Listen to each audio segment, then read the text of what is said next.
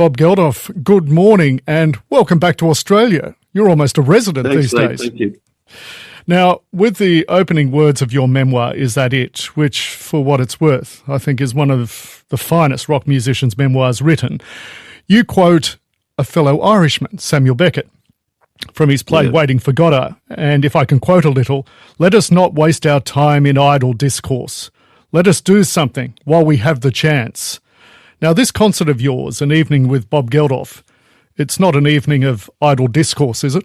No, it's actually, I know it's going out under the rubric, stories and stuff. It is going to be stories, but, when they told me that they were calling it that, I said, no, it's more about life. What the and which is like more or less how most people feel about their lives when you look back on it. So it's life WTF, because I don't want to be rude on posters, but I don't mind being rude on your show. It's all right. I've heard it's okay.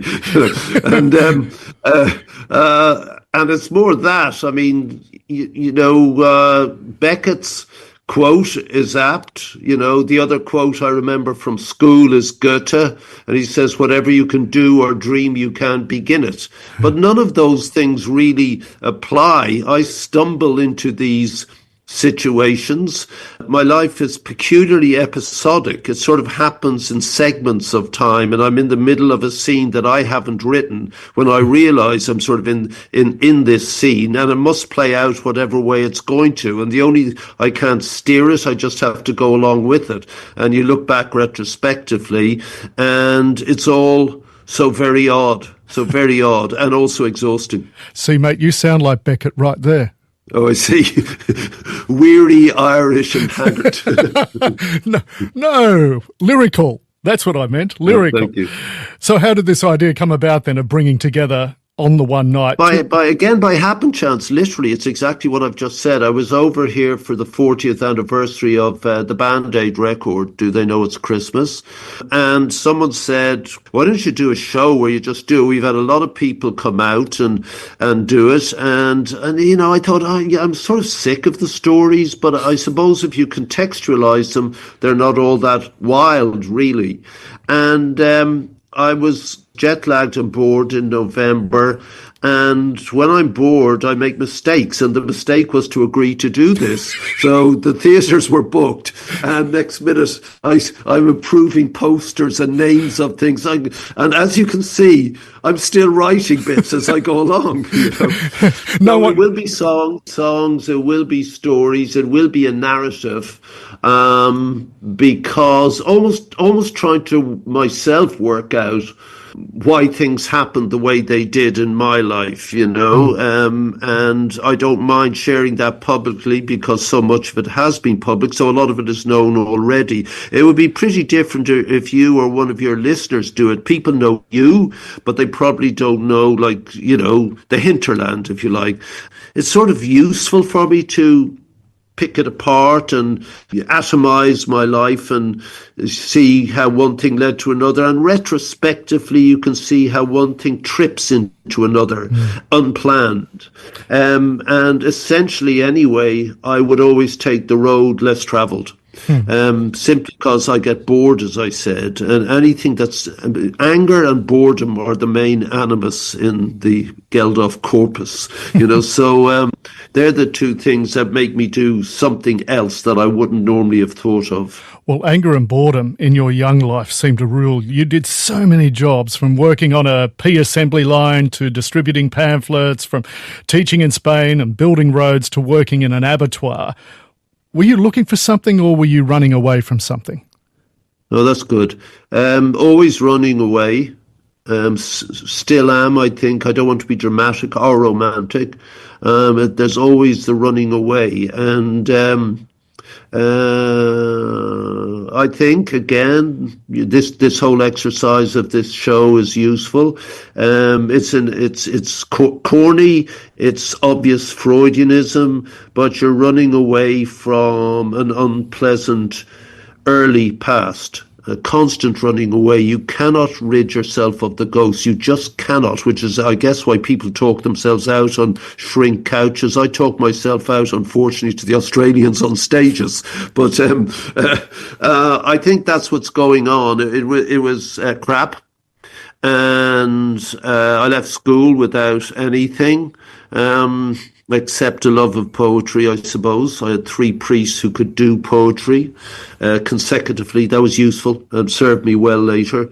But it was a case of, as you've just pointed out, getting any job, whatever, to get a bit of cash to get to the next job, whatever that was going to be.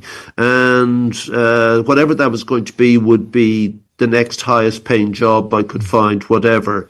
And, you know, it was the square peg looking for the square hole to slot into. And just by pure accident, one day I went to a pub, early evening April in Dublin, where I'd gone back to, and 2 guys from my neighbourhood were leaving, and they saw me, and I'd just been kicked out of Canada as an illegal migrant, having spent a year there. And they sat down to have another pint with me because they hadn't seen me for a year, and they were thinking of starting a band. And if I'd been 5 minutes later, you know, I wouldn't be talking to you. You know, it's mad, and that happens to everyone. You know, but so that is not the road less travelled. I didn't have an option really at that point. And I just thought this would be a bit of fun, you know, Wednesday evening, get together, do some things. I had no intention of being in a rock band. That was the last thing on my mind. And it just happened. And that tends to be what happens to me. I find myself in these places and situations, and I tend to go with it, you know. It's interesting you used the metaphor of the peg there before, because that's the metaphor you use in your memoir. Is that it? About that moment you're first on stage and you've found your place in the world, as you described it, what you were born to do, and you felt the peg fit. That moment, after so many years of anger, of running, of wondering what the hell you were doing, to find that moment where, oh my God, the peg fits, this is where I belong. Can you recall what coursed through your heart at that moment?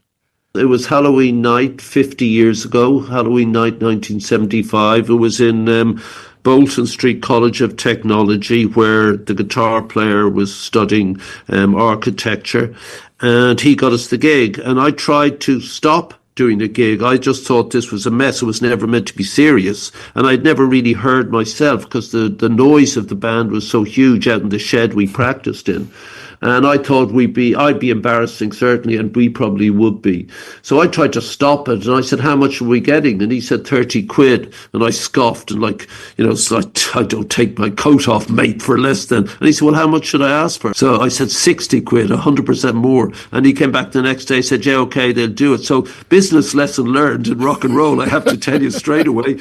But the night before as well, I've been reading Woody Guthrie's superb biography, Bound for Glory, which I've read a couple of times, and which Bob Dylan, when I was a kid, I'd read that he'd read it, so I read it. And I'd read the name Boomtown Rats in Woody's book. I'd already decided the name of the band would be the Nightlife Thugs. And in the pub beforehand, I said, listen, do you mind if we change the name? No. So I said, I told them the story, and they were indifferent to what the name was, is the truth. So we go to the classroom and we stand on the teacher's dais, the platform, and we're squashed up there. But I'm really embarrassed and nervous, and I'm wearing my woolen overcoat and my scarf tied up to my neck and my cap on, and I'm sporting a moustache, as are 3 of the others. Not very punk. That came off quickly. And we started off, and I had my back to the audience, and 3 songs, in inverted commas, 3 songs in, the sound of approbation filtered through the racket. And I turned around and saw for the first time ever in my life people applauding something I was doing. And gradually off came the cap and the scarf and the coat. And after about an hour, we took a break. And on the blackboard, they'd written the Nightlife Thugs, and with a swipe of the duster, it was removed, and I scrawled the Boomtown Rats, and we were born. But what made me think that this was something worth pursuing is that immediately afterwards, of the 30 people in the classroom, a lot of whom were our friends, you've got to remember this was Catholic Ireland in the 1970s. Nobody actually knew about sex in Ireland in the 1970s. It was, I think, forbidden anyway in the Constitution. You know, nobody quite knew how we got there. There was some rumor about cabbage patches and things like that. But at that point, at the end of the show, a girl just walked up to me and said, "I want to sleep with you." And at that point, my career was set, you know. Abattoirs, working on roads. No, you know, this was the way to go. It's as prosaic and as practical as that. And what young man would not seize the opportunity? Now, when you started out, you advised your fellow band members, always act like a star. You must act special, be a star. Well, stardom found you, particularly with I Don't Like Mondays, a song that you thought was a B-side. How was your judgment with that? It's a good question. My judgment on these things is very bad indeed. I never know the quality, the decency of a song. For a start off, and to your point, we've been going a while. I mean, we'd had number ones, we'd had hits everywhere, really. But America was still in the throes of disco and hair metal like Boston and bands like that. And none of my generation, the Sex Pistols, the Clash, Elvis Costello, we were sort of hovering on a breakthrough line, but they really didn't get the attitude coming out of England. And that attitude stemmed from inflation at 27%, a zero economy in Ireland. So of course that generation of children were angry. And that attitude the Americans didn't quite understand because they weren't in quite the same economic hellhole that we found ourselves in that allowed no future. Nor were we speaking to the American culture at all. And the record company was behind us, but the guy travelling with me on another endless promo trip said, "Bob, you must engage with our culture." And he was with me in Atlanta, and we were listening to the radio, and the news came on of a 16-year-old girl killing her schoolmates from across her bedroom window. The school was across the room, and she was using the rifle her father had bought her as a Christmas present at 16. And a journalist called her as she was, undergoing this carnage and said, "Why, Brenda, why are you doing this? Stop." And he said, "Just why? Why are you doing it?"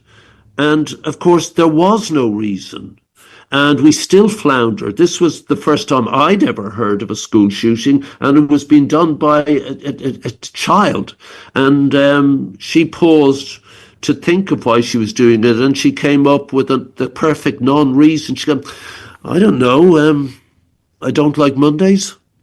And it was shocking. I'd never heard of this. It was such a brilliant answer to describe something so utterly nihilistic. On the plane over to America, I'd read an article, an interview with a young man called Bill Gates. And Bill Gates was saying that in the future we'd all have a personal computer. That didn't interest me much, so what? What really interested me was that he said these things operate through memory, and memory will be inscribed on silicon chips. And I thought, silica, that's sand. And as I said to you earlier, I got poetry from school, if nothing else. And I remembered William Blake's line, the mystic poet from the early 1800s, to hold the universe in a grain of sand. And that had come true. And that, in fact, is how we operate today. We have the universe increasingly in a grain of sand. That's what AI is. And I went back to the hotel, and the line, this was a robotic act. It was a non-human act. It was a sociopathic act. It was an aberrant act, what this kid, Brenda Spencer, was doing. And so the line, the silicon chip inside her head got switched to overload. It was machine-like. And I was trying to learn a song by somebody else, and I sort of played it around to that, to more or less those chords. And I thought that sounds too much like that person, so I did it in a reggae style. That sort of thing. So we went in to do a new record, and I didn't have a new single. Again, to your point, I didn't know what was a single and what not. We had half an hour left of recording time. I said, let's knock off a couple of the B-sides we have. Do you know that reggae one we did? And they kind of remembered, said, okay, let's do that. And I was doing it, and at the end, the English record company guy came in and said, what's that? And I said, nothing, it's a B-side. He goes, mate, that's your next number one record. Literally, he said that. And I said, what? It's terrible. And he said, that's a number one song, but not like that. So I thought, not like that. Okay, so then they got very excited and kept calling, and we all lived together in a house. And I said to the piano player, just play this on piano, will you? And he did. And I said, okay, I'll take that. And that was, I don't like, number one in over 40 countries or something.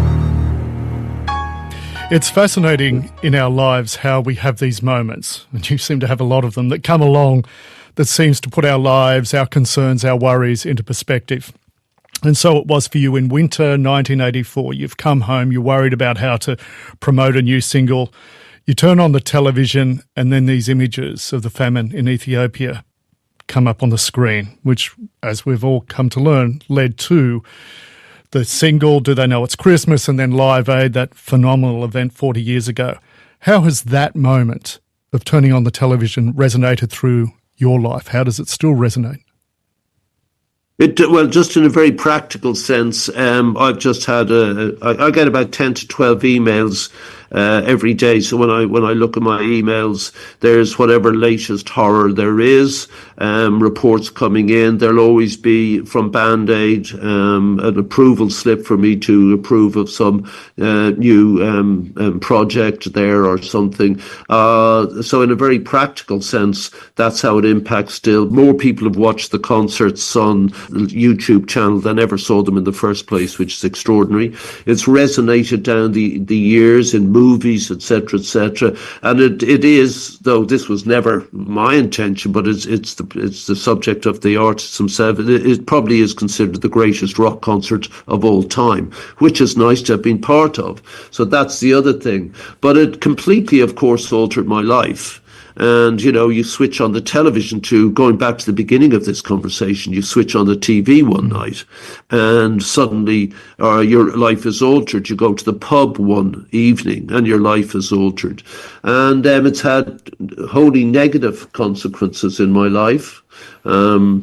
Terrible things have spun out of the fact that occurred and impacted me and my family personally, and amazing positive things have sprung out of it, not the least being that millions of people are alive because of it, and that within 20 years after Live Aid, the boys and girls with guitars could finally corral the economic and political structures of the world at Live 8 and the G8 in Britain and force them to cancel the debt of the poorest countries. So that allowed for 3 countries being democratic in Africa when I first went there to 27 growing democratic and growing economic countries 20 years later in 2005. Now, of course, you see the complete rejection of that way of thinking through the politics of the United States.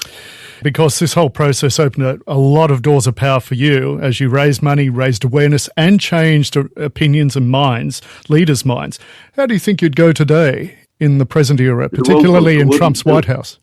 It wouldn't go today. I mean, we are seeing the extraordinary phenomenon of the strongest nation on earth, the most powerful man on the planet, and the richest man in the world combining to make war on the weakest, most vulnerable people of our world. I mean, literally, I can tell you from just today's emails that they are taking the last grains of food from the children undergoing famine in Darfur in Sudan right now. They are unwinding the bandages of the mass of gang-raped women in that war. They are removing or stopping the medications for around 5 million AIDS sufferers in Africa. And those people are quite literally now counting how many pills they have left, because at the end of those pills they die. Bob, how do you not at night in the darkest moments not lie there and going, what have I done with my 40 years of my life? How do you not feel that in a moment like this? It's been wiped out. I mean, the people who do this with me, I mean, they are not taking it lying down. We're thinking of other options. Some of the emails today I can ask, we're saying, could Band-Aid pay for the staff in some of these countries because now there's no money to pay for the staff. If the staff withdraw, then the whole program's fall apart. So it's now begging. These people are now begging. What about another Live Aid concert then? That won't work these days. It was 40 years ago. There are giant concerts every year now, Lollapalooza, Coachella, Glastonbury, amongst others. The Rats are 50 years old this year. We're playing some of these giant festivals. And, the bills on these things are amazing. They're 3-day festivals. There's every act under the sun. So it's not unusual now. Plus, you wouldn't get the romance of the whole world. I saw a clip last night of Billy Connolly coming on the stage at Live Aid and saying he's just got word that 95% of all television sets on Earth are watching this concert. That's extraordinary. That can't happen again because people don't watch television. You and I are talking online. We're looking at each other. Kids are getting their information through their phones. So the romance of all talking to each other through a uniform medium, television, via a globally acknowledged language of pop music, that romance, which I think is what happened that day without us considering it, that's gone. So, people do stuff globally all the time online, but nobody's watching. So it will have to come through a separate medium, a different medium, and some kid will come up with some idea that I couldn't possibly come up with. And hopefully they'll do it. But will it have the same resonance and impact? No, I don't think so. Yeah, a moment in time. You grew up with the Irish Catholic belief that pain is cleansing, which you hated, this idea. But picking up that idea, how much have you used music for cleansing, music for pain relief, particularly in those moments of dealing with dreadful pain? The end of your marriage to Paula Yates and her death, the death of your daughter Peaches. How much has music provided not just cleansing, but pain relief? I tend to... without me thinking about it, we talked about the example of I don't like Mondays. I tend to try and frame things that I've experienced through music. That isn't what I consciously do, but if I pick up... So, for example, when I agreed to do this show we've got coming up, my friend and I, we travelled together, and he went off to his room to start talking about this with people and how to set it up. And while he was out of the room, I picked up a guitar that was here and knocked off a song for this show. And it's called One Man Show. And, I wasn't sure what this was going to be, but, I was able to condense within 20 minutes exactly what I knew had to be talked about and where it would begin and summing up what the whole thing was about. So my novelist friend in Ireland, Phil Davison, I said, are you going to keep writing? He said, well, I need to. And I said, why? He says, because it frames my experience. I can work it out. And that, I thought that's exactly right. I can look at this thing objectively. In fact, I'm not even sure what it is I'm writing about until it's finished. And then I look at it and I say, oh, that's what it's about. So there's one song I remember I wrote, and I never quite could understand what it was, but I knew when I sang it that it was correct. It felt absolutely correct. And one night in Germany on a stage, it suddenly dawned on me that this song was about memory, and it was about my father, though there wasn't thing. And I sort of began to cry. Not sob, but I felt myself crying, and I had to watch out because, there's photographers and stuff like that. So I turned around, and then turned back, and I cleared myself. And but it was clearly something that needed to out. When things are inarticulable, sometimes music can express the otherwise inexpressible. And in those instances we're talking about, that's true. As you navigate the audience through your life with songs, with stories, how has that shaped you as you're rehearsing this and putting it all together? How's it shaped your own life? Indeed, are there any moments on stage where you go, wow, what a life? Well, as I say, it's called Life, WTF. And as literally as I've been going through it in rehearsal, and you come to a moment and I just go, life, like it's mad. I mean, my life has been mad. And I'm not saying that in a, wow, isn't this crazy and isn't it fun? No, it's exhausting. It's been exhausting in every single sense. I mean, physically exhausting. Like, I put myself through these rigors, running away, mate, as you cleverly hit the nail on the head. I distract myself consciously from what? I don't know. But, and I exhaust myself, emotionally, but it works out. On stage, Bobby Boomtown, that guy who's in front of the Boomtown Ras, goes nuts. And there's nothing I can do about it. I don't think, and now I've got to perform, I'll be chatting to you like this 1 minute before I'm supposed to be on stage. I'm on stage, that band kicks off, and I go nuts because they're great. And that's what my body does to that music. With the solo band, it's more considered. I stand there with the guitar, I chat more. And I'm glad I've got that because it is ultimately cathartic. And I need catharsis, and I need people. It's pathetic. I need to be acknowledged. That's why you get on stage at all, like any artist. Why do you? What's wrong with you? You need to be recognised. And so that moment in that class in Dublin in 1975, when I turned around and saw people clapping at me, bingo. Thank goodness that moment came along, and it's provided some extraordinary moments, life-changing, life-saving moments for so many. Bob Geldof, it has been a joy yarning with you, and all the best for a wonderful show here in the beautiful Civic Theatre of Newcastle. Thanks very much, mate. God bless.